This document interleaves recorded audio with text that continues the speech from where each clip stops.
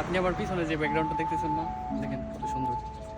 আসলে এমন ভিডিও দেখেই জাপানের আসার প্রতি ইন্সপায়ার হয়েছিলাম, আগ্রহটা তৈরি হয়েছিল।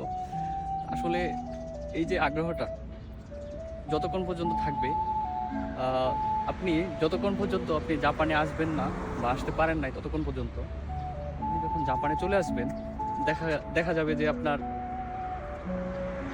এই ফিলিংসটা আছে না, ওই যে ঘোরাফেরা, পিছনে ব্যাকগ্রাউন্ড অনেক সুন্দর, এই সেই ছবি ভিডিও, আসলে ওই দিকে না ইমোশনটা আর কাজ করে না।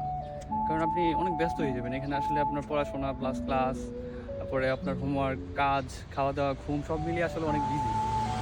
আসলে এখানকার জীবনটা অনেক ব্যস্ত লাইফ। দেখেন যে ছবিতে কত সুন্দর লাগে, কি ভালো লাগে। আসলে এটা আমার জীবন না, জাস্ট কাজে আসলাম, কাজে যাওয়ার আগে যে শ্যুটটা করা।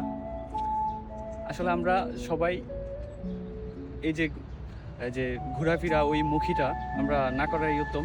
কারণ আমাদের আগ্রহটা কাজ করা উচিত, বা আগ্রহটা কাজ করা উচিত আমাদের ফিউচার নিয়ে, বা আমাদের ভবিষ্যৎ প্ল্যান নিয়ে, ভালো একটা প্ল্যান নিয়ে সামনের দিকে আগানো উচিত। এইসব ব্যাকগ্রাউন্ড বা এইসব সৌন্দর্য সাময়িক সময়ের জন্য। যেভাবে আপনার জীবনে সুখ আসে, দুঃখ আসে, সেম আপনার এই প্রকৃতিগুলা কখনো কখনো, গাছের পাতাগুলা ঝরে যায়, এই সুন্দর পাতাগুলা, গাছে কোনো পাতা থাকে না, সেম আপনার জীবনটাও তাই।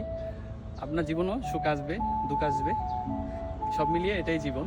তো সবাই ভালো থাকবেন, আর জাপানে আসার জন্য সুন্দরভাবে প্রিপারেশন নিন, পড়াশোনা করেন, এমন সুন্দর সুন্দর জায়গা দেখতে পারবেন আশা করি। সবাই ভালো থাকেন, আল্লাহ হাফিজ।